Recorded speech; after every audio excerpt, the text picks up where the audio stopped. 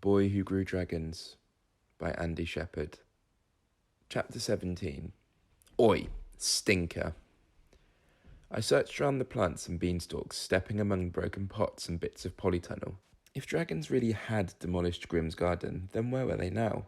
In the end, that question only bothered me for about 20 seconds because of the low-flying cucumber. As I said earlier, cucumbers and dragons are not same at all. And one thing a cucumber definitely can't do is fly. Or so I thought.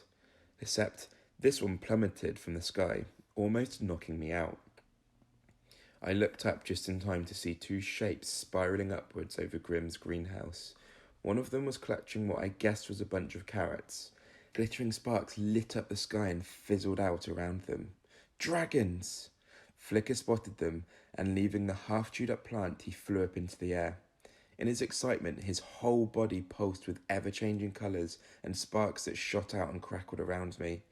He rose higher and higher, and for a heart-stopping moment, I thought he would follow the others. But a little way above the treetops, he turned, and flickered orange and gold, and he came back to me.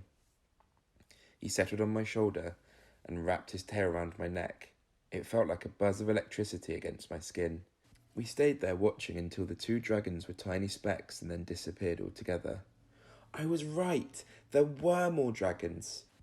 But it was clear that after some initial damage, they weren't staying long in the garden, or even nearby, not given the general absence of fires and chaos in the village. But where did they go?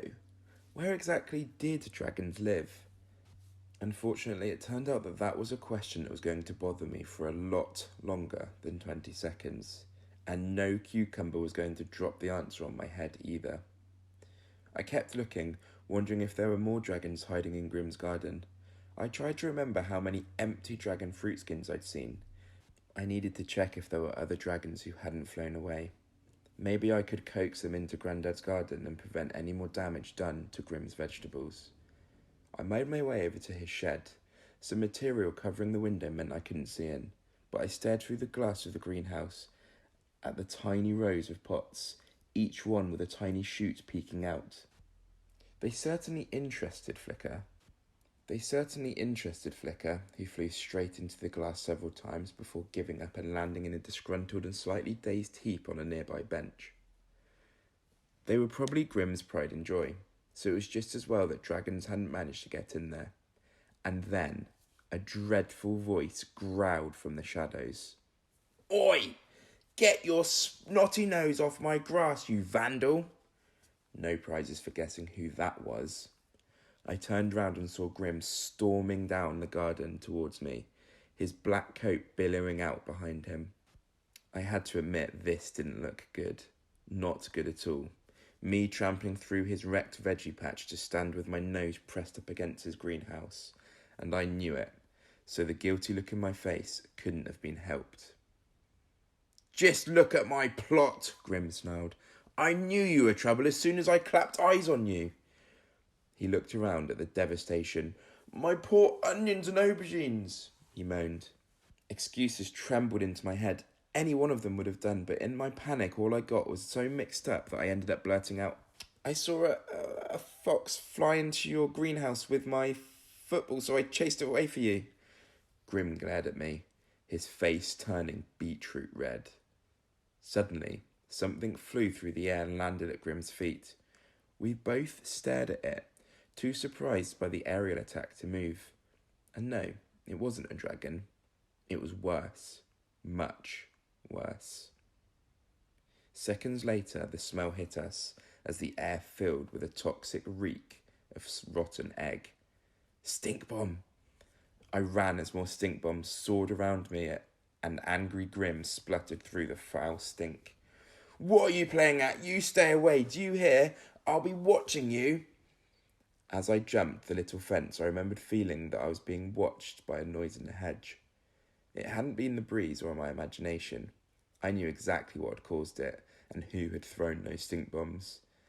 Somebody who had got stink bombs for Christmas, and it meant Grimm wasn't the only one watching me. Stinker by name, stinker by nature, I muttered as I ducked down between the dragon fruit tree. I waited till I was sure Grimm had stomped back into his house. There was no sound or sign of Liam either, but the faint smell of rotten eggs still lingered in the air. That and something else too. I stood up and searched for the source of the new smell. It was making me dizzy with its scent. Then I saw something. The vivid tendrils of one of the long green cactus arms of the dragon fruit tree had parted. Nestled inside were the white petals of a flower. In the moonlight, it seemed to be glowing. I remembered Grandad reading aloud from the book, how he had said that before the fruit came to flower, it bloomed for just one night. I looked around. Several more flowers were starting to open, and then I saw one amazing flower already in full bloom.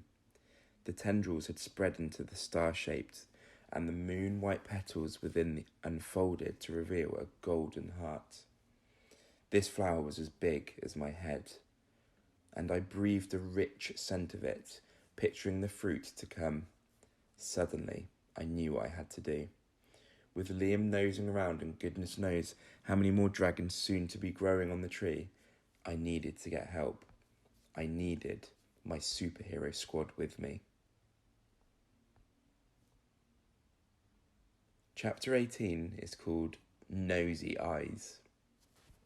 First of all, I just want to apologise because it's been a long time since I've put a new chapter up. I'll try and keep on top of it from now on, and hopefully we can get to the end of the book before the summer holidays. I hope you're all okay and you're having a great time at home as always. See you all soon.